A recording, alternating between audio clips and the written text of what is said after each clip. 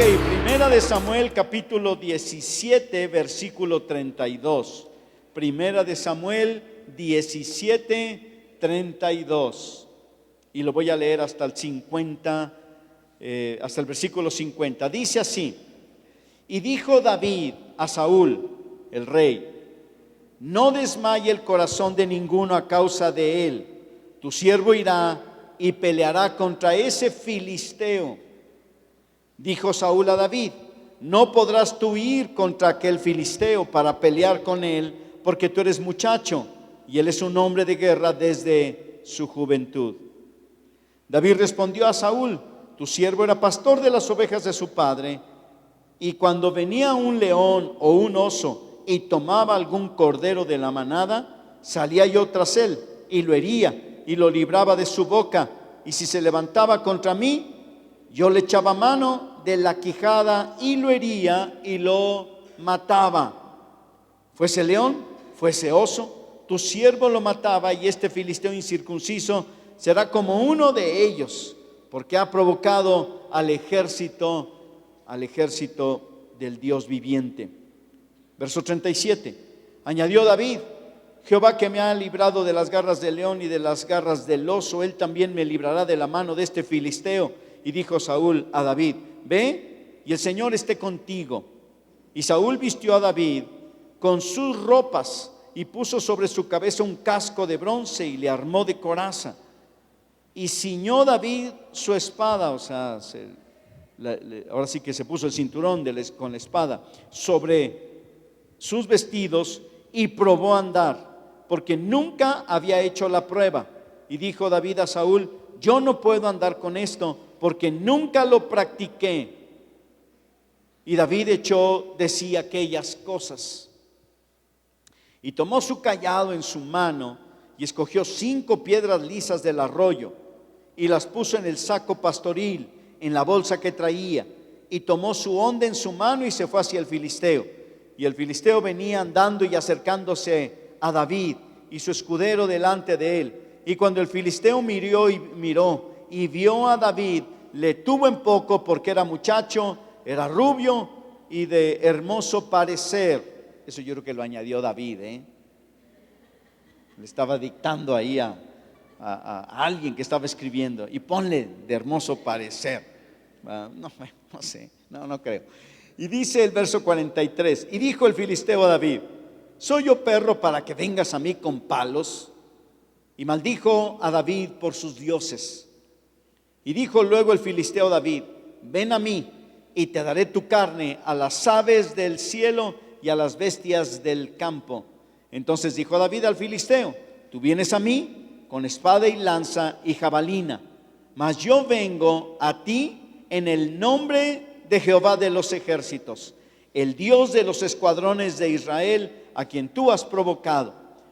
El Señor te entregará hoy en mi mano, y yo te venceré y te cortaré la cabeza, y daré hoy los cuerpos de los filisteos a las aves del cielo y a las bestias de la tierra, y toda la tierra sabrá que hay Dios en Israel. Y sabrá toda esta congregación que Jehová no salva con espada y con lanza, porque de Yahvé es la batalla, y él los entregará en nuestras manos. Y aconteció que cuando el filisteo se levantó a echar a andar para ir al encuentro del Señor, David se dio prisa y corrió a la línea de batalla contra el filisteo. Y metiendo a David su mano en la bolsa, tomó de ahí una piedra y la tiró con la honda, e hirió al filisteo en la frente, y la piedra quedó clavada en la frente y cayó sobre su rostro en tierra. Así venció David al filisteo con honda y piedra, e hirió al filisteo y lo mató sin tener David espada en su mano. Qué historia, ¿verdad?, que hemos estado estudiando. Y bueno, vamos ahora a Romanos capítulo número 13, por favor. Allí nos vamos a ir hacia el Nuevo Testamento. Allá pasando los evangelios vas a llegar al libro de los Hechos. Y después del libro de los Hechos, en el capítulo número 13, en el versículo 12, 13 y 14, aparece estos 3 versículos que yo quiero leer el día de hoy. Romanos capítulo 13, los versículos 12, 13 y 14 dice: la noche está avanzada y se acerca el día. Desechemos pues las obras de las tinieblas y vistámonos las armas de la luz. Andemos como de día, honestamente, no en glotonerías y borracheras, no en lujurias y lascivias, no en contiendas y envidias, sino vestíos del Señor Jesucristo y no proveáis para los deseos de la carne. Hasta aquí esta lectura de la palabra de Dios. Me leí un librito que se llama La guerra y las palabras. Si algún día lo encuentras, te va a gustar, si te gusta un poquito la guerra y las palabras. Y el escritor, un mexicano que se llama Jorge Volpi, así se llama, tiene apellido chistoso, hizo una especie de crónica del levantamiento y de la guerra de los zapatistas, que pasado mañana cumple el movimiento 25 años. O sea que algunos de ustedes todavía ni nacían cuando tuvimos una guerra aquí en nuestro país hace 25 años. ¿Y por qué no sabía yo? Ni siquiera está en los libros de historia. Bueno, creo que ya los están poniendo, ¿no? El levantamiento zapatista del día 1 de enero del año 1994. Interesante, ¿no? Muchas cosas interesantes, ¿no? Yo vivo, o mi familia y yo vivimos aquí en la colonia Balcones del Valle. Y atrás de nuestra casa, nosotros éramos la última calle, prácticamente la última casa por muchos años, pues el puro cerro, ¿no? Y entonces los soldados pasaban por ahí enfrente de la casa y cruzaban hacia el cerro, rodeando un poquito el Parque Tangamanga para ir a su terreno que tenían del cuartel militar, ¿no? El campo militar atrás del Parque Tangamanga. Ahora allí hicieron este centro de convenciones.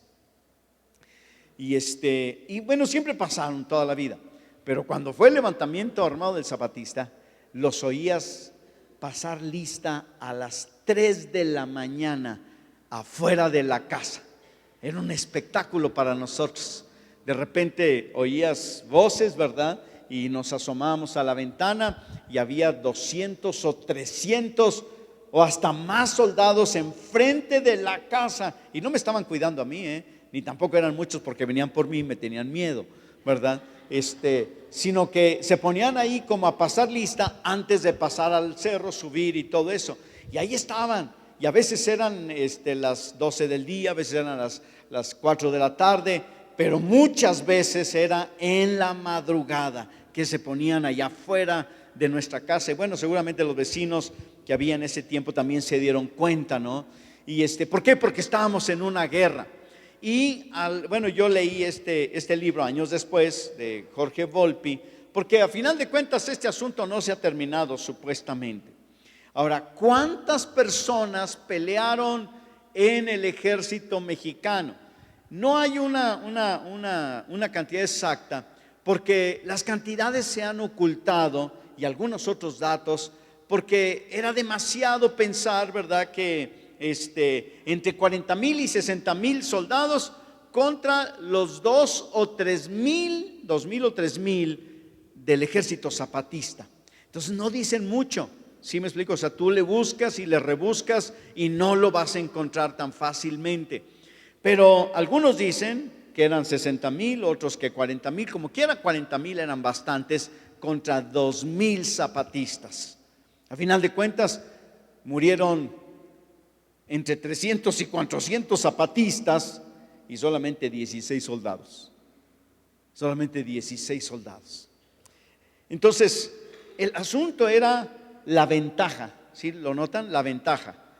Vamos a ponerlo, ni 40,000 ni 60,000, 50,000, ni 3,000, ni 2,000 ni 3,000, 2,500, 2,500 contra 50,000. Pues sí está medio difícil, ¿no? No sé qué pensaban los zapatistas, pero algo estarían pensando seguramente, ¿no? Ahora, del lado del ejército mexicano, ¿qué creen que tenían? Tenían armas, pertrechos, recursos, dinero, aviones, tanques, tanquetas, helicópteros, vehículos, cañones, tenían todo el armamento que tiene el ejército mexicano, que no es un ejército en el que se gasta mucho presupuesto como en otros lugares. No sé si ustedes sabían, por ejemplo, en Israel hay 5 millones de habitantes de israelitas y 1 millón son soldados. Aquí en México no tenemos tantos soldados y somos 120 millones de personas, ¿verdad? Pero como quiera sigue siendo un ejército, ¿no? Y un ejército importante. Pero además, ¿saben ustedes qué hace el ejército cuando no hay guerra? Se entrena para la guerra.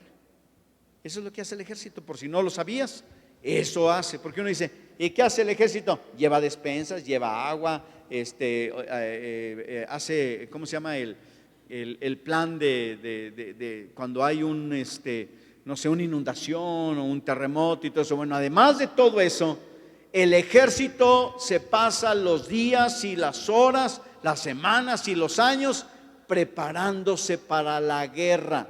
Estudian estrategias de guerra. Y el ejército mexicano probablemente tuvo algunos enfrentamientos antes, seguramente que sí, pequeños enfrentamientos, pero en general, obviamente, ya habían pasado muchos años. Así es que tenían años entrenándose para la guerra. En cambio, el ejército zapatista, el único elemento que contaban era el elemento sorpresa. O sea, nadie se lo esperaba. Hace como 3 o 4 años estábamos en Chiapas, yo le pregunté a un taxista, oiga, platíqueme lo que usted sabe del ejército, de todo eso, ¿no? Entonces ya me platicó, ¿verdad? Todo lo que sabía y dice que, pues como era el 1 de enero, pues andaban apenas todavía puro borrachín, que había pasado la medianoche, ¿no? Y ellos trabajando, y dice, y a mí me tocó trabajar de taxista y vi, ¿verdad? Cuando el corredero de gente, ¿verdad? Y tomaron el Palacio Municipal, entre otras cosas, ¿no? Entonces, pero estaban, pues imagínense, ¿no? El martes próximo, hace 25 años, pero a las 3, 4 de la mañana. ¿Saben cuánto duró el enfrentamiento? 12 días. 12 días. Tan poquito. ¿Y saben por qué dejó el ejército de seguir peleando? Porque empezaron a matar a los zapatistas, pero por montón, los cuerpos aparecían por todos lados, claro. Entonces, todas las asociaciones de derechos humanos y de otros países incluso levantaron la voz para decir, detengan esa matanza. Y entonces el presidente de aquel entonces, Salinas de Gortari, ordenó el cese al fuego porque estaban acabándose a los zapatistas. Imagínate, 2 semanas más y los barren totalmente. El movimiento que hubiera quedado aplastado. Pero no fue así, o sea, pasaron otras cosas, ¿no? Pero eso fue lo que sucedió. Era como David contra Goliat. Era como ponerse con Sansón a las patadas, ¿no? Ahora, el autor de este libro, La guerra y las palabras, y el general Arturo Gutiérrez, que fue el general que estuvo al frente de la seguridad pública de aquí de San Luis Potosí por 3 años, apenas hace unos meses que dejó de serlo, a él le tocó ir allá a Chiapas y yo pues le pregunté, a ver, platíqueme. Y él me contó algo que en el libro estaba ahí, pero no está mucho en las noticias. Mataban a los soldados zapatistas o a los zapatistas, y cuando los encontraban ahí, dice el mismo general Arturo, que es cristiano, y él dice, hermano, fue muy difícil para nosotros poder llegar y ver a los soldados abrazando rifles de palo. ¿Cómo? ¿Cómo que rifles de palo? Sí, porque en el elemento sorpresa, ¿verdad? Traían rifles de palo para asustarnos. Le dije, no puede ser. Sí, dice. Fueron, ¿verdad?, a pelearse con un ejército más poderoso, más numeroso y con la armadura incorrecta, con las armas incorrectas. ¿Cómo se puede ganar una batalla así? Que por cierto, dicho sea de paso nada más, el autor del libro escribe al final diciendo que era una tesis doctoral de una universidad la que estaba haciendo él. El libro de la guerra y las palabras, dice al final, y al final todo quedó igual. Después de todo aquello, todo está igual. Las mujeres chamulas, sobre todo, que eran las de la región chamula, los chamulas, dice, las mujeres tan trabajadoras y esforzadas como siempre, y los hombres tan borrachos y tan holgazanes como siempre. Así termina el libro. Qué terrible. Hace 3, 4 años que yo fui, 3 años, anduve preguntando si había una iglesia cristiana allí en ese pueblo de San Juan Chamula, y me dijeron no había una iglesia cristiana. Pero ahora me están diciendo algunas personas que viven ahí. Apenas la semana pasada platiqué con una misionera que se llama Elena, y ella dijo, ya por fin hay congregaciones cristianas, ¿no? Interesante, ¿no? Toda esta historia aquí mismo en nuestro país. Este tema tiene que ver con la armadura y las armas correctas. Si tú te vas a enfrentar a esos gigantes que te desafían, tienes que hacerlo con la armadura correcta. Si no lo haces así, lo más seguro es que terminarás aplastado y el gigante se burlará de ti, se burlará de ti. Y esto es algo muy interesante porque nos viene bien pensar en lo que va a suceder en el 2019. Déjame decirte algo bien importante. Algunas cosas van a suceder nuevas en tu vida en el año 2019.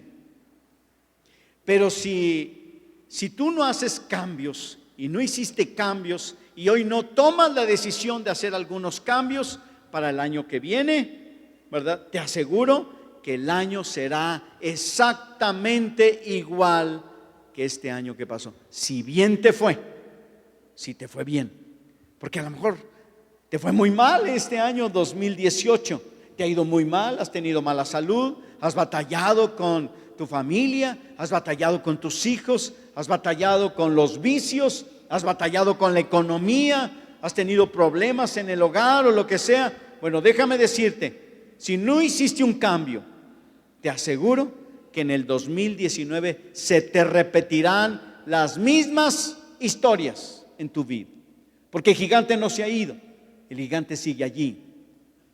Los gigantes están ahí para ser vencidos, pero si no los vencemos, los gigantes seguirán en nuestra vida. Y eso nosotros necesitamos tomar muy en cuenta cómo queremos vivir en el año 2019. Un poquito de la historia de David. Encontramos que David se ofrece a pelear con el gigante Goliat. Presenta sus credenciales de experiencia laboral. Me llama la atención porque dice, tu siervo era pastor de las ovejas. Apenas habían pasado unos minutos y ya era pastor de las ovejas, ¿no? Así es, ¿no? Entonces, está como aquel que se aventó 25 años, ¿verdad?, de casado con alguien y apenas ayer, ¿verdad?, ya se separó y dice, no, yo era casado. No, de un día todavía sigues casado, tienes pensamiento de casado y muchas otras cosas, ¿no? Pero el David así se presenta, ¿no? Y saca sus credenciales, da el charolazo, como decimos aquí en México, y dice, yo mataba al oso y mataba al león. Y entonces David le dice, el rey Saúl le dice que es insuficiente la manera o las cosas que él trae para enfrentar al gigante guerrero. O sea, eres joven, eres chavillo, no dijo que era de buen parecer, ¿verdad? Y tú te dedicas a espantar, ¿verdad?, a los depredadores de las ovejas de tu papá y a que las ovejas coman. Pero no es lo mismo enfrentar a Goliat. David expone también en esta historia la causa principal de por qué enfrentar a Goliat. La causa principal, porque había provocado a Dios y había provocado al pueblo de Dios. Esa es la causa por qué David se presenta. Es como una especie de celo ¿verdad?, personal en contra de lo malo que había hecho Goliat, ¿verdad? Y Goliat mismo. Saúl propone e invita a David a que se vista de su armadura y le pone su ropa, le pasa la espada. La Biblia dice que Saúl era más alto de hombros hacia arriba que el resto del pueblo y del ejército. O sea, si el promedio de altura del ejército era de 1,70, que yo mido 1,70, pues yo digo que yo soy promedio, ¿verdad? Era de 1,70. Bueno, Saúl medía 1,90 o 1,95, o sea, más o menos de 20 a 25 centímetros más que el resto del pueblo. Entonces todo el mundo lo veía al montón del ejército y veía a Saúl.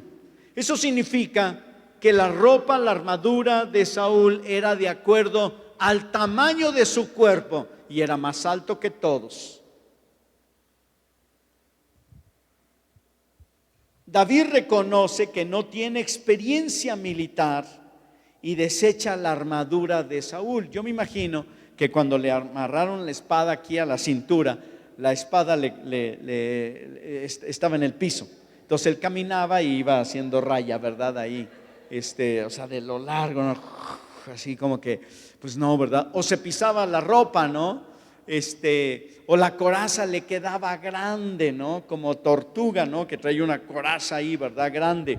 Y bueno, y dice, esto es algo interesante porque dice, yo esto no lo necesito porque ni siquiera sé manejarlo. Y se la quita y la deja ahí a un lado. David escoge pelear con lo que siempre traía a la mano, con la honda y las piedras.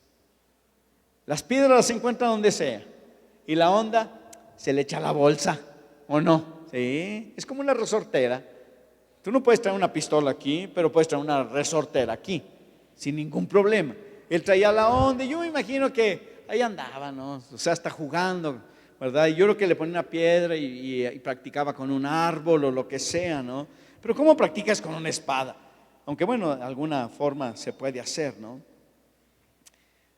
Me acuerdo un día cuando mi abuela me regaló una cuchilla. ¿Se acuerdan de las cuchillas esas grandes? ¿Verdad? Llegué yo a Salinas y me dice mi abuela, mire mijo, le tengo un regalo, una cuchillota roja. No, hombre, yo la agarré, ¿verdad? Y mi mamá, echa esta para acá, y me la quitó. Dijo, no, con esta le va a mochar la cabeza a su hermano, ¿verdad? O sea, sí, como ya le había una vez enterrado una aguja de esos de tejer aquí a mi hermano, pues seguramente que algún temor tendrían. Pero ¿cómo jugamos con ese machete? A final de cuentas lo agarramos y nos íbamos. Los que conocen Salinas, uno que se llama el estanque. Nos íbamos al estanque, ¿verdad? Nos brincábamos de una barda que estaba ahí grande e invariablemente cuando caíamos del otro lado pisábamos algo en blandito, por lo menos uno de los dos, y olía muy feo. Y luego dejamos todos los nopales mochados. No, hombre, andábamos tarzaneando, decíamos, ¿no? Y bueno, era tan divertido, ¿no? A final de cuentas, David era muy bueno con la honda. No eran precisamente armas. Una honda no es una arma. Goliat menosprecia a David por su juventud y también por el palo que traía, su cayado. El cayado es el palo de los pastores, ¿no? Algunos de los cayados, ¿verdad? Era una vara alta y luego tenía una pequeña curva en la parte de arriba o en un extremo. Entonces, ¿para qué usaban ese cayado? Bueno, para agarrar a las ovejas y atraerlas hacia el lugar, ¿no? Entonces las iban jalando, ¿no? Eso es lo que, para eso servía el cayado. Goliat dice, tú vienes a mí con palos, ¿acaso soy un perro? El perro era un animal inmundo para los judíos. Los judíos no tenían perros, nosotros tenemos un montón de perros. Pero todo el mundo tiene perro ahora, pero los judíos en aquella época, ¿verdad? No tenían perros, no era común tener un perro, y un perro era un animal salvaje, inmundo, después ya lo domesticaron. Goliat menosprecia a David por su juventud y por el palo que traía, y lo maldice invocando a sus dioses, lo amenaza con despedazar a David y darle de comer con su carne a las aves carroñeras. Hasta a mí me hubiera dado miedo. David deja en claro que el respaldo de Dios, fíjate bien, es más poderoso que cualquier otra arma que se puedan imaginar. Es el respaldo de Dios. A veces uno no siente el respaldo de Dios. A veces uno no lo mira el respaldo de Dios. El respaldo de Dios va a estar allí siempre. Si tú haces lo correcto, si tú avanzas hacia el gigante, Dios te va a respaldar. Dios no bendice lo malo. Dios no bendice lo malo.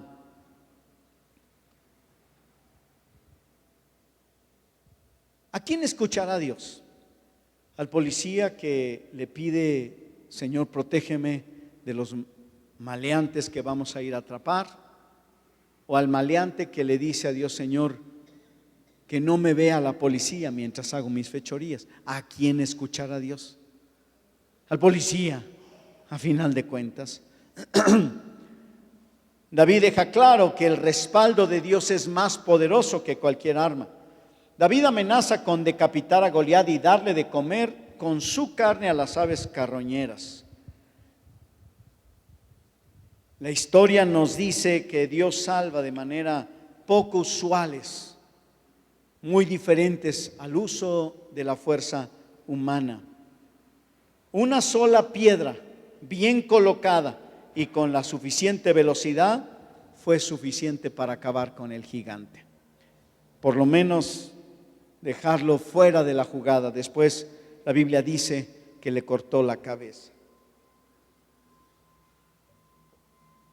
Esta es la historia revisada. Hay 5 lecciones que yo quiero dejar en tu corazón el día de hoy de este pasaje de las Escrituras para tu vida.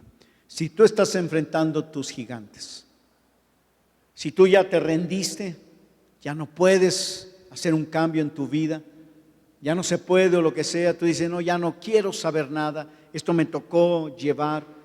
Si tú crees que tu familia, ¿verdad?, vale la pena, entonces debes enfrentar a los gigantes. Si tú crees que vale la pena estudiar y vale la pena trabajar por los hijos, entonces tienes que enfrentar a los gigantes. Si tú ya te dejaste vencer y dices, no, ya me voy a morir así, ¿verdad?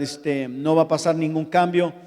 Entonces, déjame decirte que no es el espíritu del Evangelio lo que tú has comprendido, porque el espíritu del Evangelio es que tú puedes vencer a los gigantes y Jesús los va a vencer. Al enfrentarte a los gigantes, y esta historia nos enseña lo siguiente: número 1, tu mejor defensa siempre será una ofensiva temprana. Hay un dicho que dice que el que pega primero pega 2 veces. Yo ese dicho nomás lo tengo para los buffets. Sí, primero comienzo con el postre y luego termino con el postre. ¿O no? ¿Sí? ¿Te gusta el postre? Pues, cómetelo primero y lo comes todo lo demás y luego rematas con el postre, porque aunque sea en la boca, pero te comes el postre al final, te lo llevas en la boca. Yo estoy seguro que esta estrategia de no esperar a que te ataque, sino tú dar el paso hacia el frente, ¿verdad?, es lo que va a funcionar. Es lo que va a funcionar en tu vida. Hay situaciones en la vida, enemigos que se levantan contra nosotros, gigantes que nos llenan de temor y que nosotros necesitamos el elemento sorpresa, aunque sea de los zapatistas, ¿verdad?, y dar el primer golpe, que fue lo que hicieron ellos. Dar el primer golpe. Dice que interesante, ¿no? Ese día entraba en vigor, fíjate bien, el Tratado de Libre Comercio, que duró 25 años, porque hay un nuevo Tratado de Libre Comercio. Y era un mensaje, querían enviar un mensaje los zapatistas. Siempre es así, ¿no? Yo no sé si el 11 de septiembre sea un día muy especial para los musulmanes cuando enviaron los avionazos allá en Nueva York, ¿verdad? No lo sé, Pero yo sí sé una cosa: ¿quieres volar a Estados Unidos barato? Vuela el 11 de septiembre. Nosotros lo hemos hecho y sale bien barato el avión. ¿Por qué? Pues porque aquellos son supersticiosos y a nosotros no nos importa el 11 de septiembre como fecha, ¿verdad? A nosotros, a ellos sí, es importante. Pero el asunto es el elemento sorpresa. El elemento sorpresa. Haz una ofensiva temprana. Cuando tú mires desde el principio algo, ¿verdad? O miras y observas que hay una situación en tu negocio, en tu trabajo, en tu vida, en tu matrimonio, en tus hijos o lo que sea, y que tú piensas que puede ser peligrosa más adelante, entonces tú debes actuar primero y debes actuar rápido. Esa es una ofensiva temprana. Cuando tú miras que tú necesitas una cantidad de dinero y tienes una necesidad, una urgencia, tienes que tener mucho cuidado en cómo vas a manejar esa urgencia, porque te puedes equivocar y más adelante tu urgencia se convierte en un gigante. Hay una persona que conozco que cada año tiene problemas financieros. Y entonces comienza el año, vende hasta lo que no, vende carro, vende tele, nomás no vende a los hijos porque nadie se los quiere, yo creo, ¿verdad? Vende todo lo que puede para pagar todas sus deudas. Y luego ya que comienza en cero, ¿verdad? Se avienta todo el año endeudándose para llegar a noviembre y diciembre a llorar otra vez. Un día no va a tener nada que vender. Es porque él resuelve el problema al final, cuando hay que resolver el problema desde el principio. Tu mejor defensa se llama anticipación. Y tú debes saber cómo manejas y conocer tu vida para anticiparte. Debes conocerte a ti mismo. Debes conocer también las circunstancias en las que estás viviendo. Se dice que ahora a los que trabajan en el gobierno les van a bajar los sueldos. Es lo que todo el mundo anda asustado, ¿verdad? Y otros asustados y otros nada más así. ¿Qué debería de hacer un trabajador del gobierno si le van a bajar el sueldo o si se dice que le van a bajar el sueldo? Lo que tiene que hacer es dar el primer golpe. Primero es bajar su estilo de vida. Porque si no baja su estilo de vida, entonces va a tener problema el próximo año, en diciembre. Santa Claus va a llegar en choro, en pañales, ¿verdad? Porque no va a tener dinero de nada, porque ya se lo gastó durante todo el año, porque no cuidó y no se anticipó. En otras palabras, mata al gigante cuando todavía el gigante es pequeño, ¿no? ¿Qué era más fácil? ¿Matar al gigante Goliat, el gigantón, o cuando era un bebé en los brazos de su mamá, aunque pesara 10 kilos y midiera 1 metro, recién nacido? Pues yo creo que cuando es pequeño. Así es la cosa, ¿no? Esa es la primera lección. Haz tu primera ofensiva temprana. Número 2. Nunca te detengas a tomarle la medida al gigante. Mejor mide el tamaño de tu Dios. Mide el tamaño de tu Dios. Cuando te enfrentes a algo o a alguien y tú dices, esto sí está grave, esto sí es grande, esto sí es un problema muy grande, voy a ponerlo así, te despiden entrando el año. Vamos a suponer que te dan ese regalo de feliz año nuevo y que te dicen, es que no tuvimos tiempo de decirte ahora que en diciembre porque te fuiste de vacaciones, pero ya que regresaste el día 2, te queremos decir que no tienes trabajo. Seguramente debe ser difícil. ¿Qué haces? Inmediatamente haces cuentas. Ves el tamaño de tu gigante que tienes delante de ti, en lugar de medirle el tamaño a tu Dios. La Biblia dice que Dios está a nuestro lado como poderoso gigante. Dios es grande, realmente Dios es grande.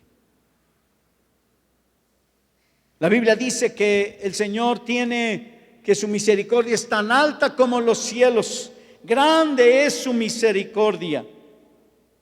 Mayor es el que está en ti que aquel que está en el mundo, dice la palabra de Dios. Así es que nunca te detengas en mirar precisamente tu problema y medirle a tu problema. Claro, tienes que calcularle y ver, pero también mide el tamaño de tu Dios. Número 3, nunca te detengas a escuchar la crítica de gente temerosa y envidiosa. Si los gigantes han estado por ahí en tu vida por mucho tiempo, con toda seguridad se van a deleitar en aplastarte, en burlarse y en demostrarte a ti que no puedes vencerlo. Como si el gigante hablara a tu vida y te dice: no me puedes vencer, no hay arreglo, es imposible que pueda haber un cambio. Y eso no es cierto. Esas son solamente las voces de gente temerosa, a veces tú mismo o tú misma, o de otras personas que son envidiosos. Pero tu Dios es más grande y no te detengas. Tú tienes que seguir adelante. Debes enfrentar a tus gigantes y no detenerte a ver qué opinan los demás. Número 4. Dije que éramos 5. Número 4. Usa las armas de la luz, como dice Romanos. Aunque la Biblia presenta otras partes de una armadura, yo quiero solamente mencionar 3 que son, en mi opinión, las insustituibles: la oración, la fe y la palabra de Dios. Estas 3 se complementan unos a otras. Si tú crees a la palabra, o sea, tienes fe a la palabra, tú vas a orar. Entonces, oración, fe y palabra. Si tú te dedicas a estudiar la palabra, eso te va a dar la fe suficiente para poderte o ponerte a orar. Si tú oras a Dios, tu fe crecerá y te llevará a la palabra de Dios. Deberás usar estas 3 armas: fe, palabra y oración, con constancia, para que lleguen a tener destreza, o tú tengas destreza en el manejo de ellas. Hay muchas personas que no conocen la Biblia y quieren vencer a Goliat. No leemos la Biblia, no memorizamos textos bíblicos. Venimos solamente a escuchar algo que se nos va a olvidar en lo que salimos de aquí. Pero si tú te dedicas a la palabra y lees la Biblia y oras, tu fe va a crecer y los gigantes no podrán vencerte, sino tú los vencerás. Y número 5, si vas a enfrentar al gigante, ese es el tema de hoy. Debes llevar la armadura correcta. Una vez una persona nos contó lo siguiente. Dice que estaban en su casa. Quién sabe si fue, qué tan cierto fue, pero yo sé que el enemigo es muy astuto. Y dice que estaban ahí en su casa cuando de repente uno de sus hijos o de sus hijas o su mujer, no me acuerdo, cayó poseído por el diablo. Se dedicaban a hacer cosas muy de ocultismo y todo eso. ¿Y saben qué hizo este hombre, verdad, para detener aquella posesión demoníaca? Le empezó a hablar al diablo a puras maldiciones, recordándole el 10 de mayo. Pero usted sabe que el diablo no tiene mamá, ¿verdad que no tiene mamá? Y usted me entiende, ni mamá, ni abuela, ni nada, ¿verdad? Entonces, y luego le dije, ¿qué pasó? No podíamos y todo eso. Entonces, déjame decirte, tú no puedes tampoco echar mano de la hechicería o de la brujería para hacerte trabajos, porque eso es obra de Satanás. Sí, te ofrecen barridas, amarres poderosos por 80 pesos para traer el amor. Eso no va a funcionar. No puedes usar las armas de las tinieblas para vencer las tinieblas. La Biblia dice, ¿cómo puede, verdad, el demonio echar fuera al demonio? Una casa dividida contra sí misma no prevalecerá, no permanecerá. No es posible. No importa quién te la recomiende, no importa quién lo haya hecho, no importa si tu abuelita era la mejor que hacía barrida con huevo y pirul y todas esas cosas. No va a funcionar. Si vas a enfrentar al gigante, debes llevar la armadura adecuada. No es suficiente gritar con todas tus fuerzas. No es suficiente estar motivados y prendidos. Se requiere la armadura correcta para vencer al gigante. Goliat debe caer. Diga conmigo, Goliat debe caer. Otra vez, Goliat debe caer. Esta es la consigna que tienes. Pero también es el final de la batalla. Porque yo sé que tú puedes decir, Goliat debe caer y me voy a enfrentar a él con el poder y las armas de Dios. Pero también Goliat debe caer, debe estar hasta el final en nuestras vidas, en la batalla. Porque muchos comienzan las batallas, pero no las terminan. Aunque es algo que vamos a ver en 2 semanas cuando hablemos sobre acaba con el gigante. Habrá momentos donde el gigante como que se despierta, ¿verdad? Pero tú debes entender que hay una consigna. Una consigna es una tarea, algo que tú debes hacer, una asignación. Goliat debe caer, pero también debe estar hasta el final de la batalla. Goliat debe caer. No podemos permitir que los gigantes sigan burlándose de nosotros. Tú no puedes permitir eso.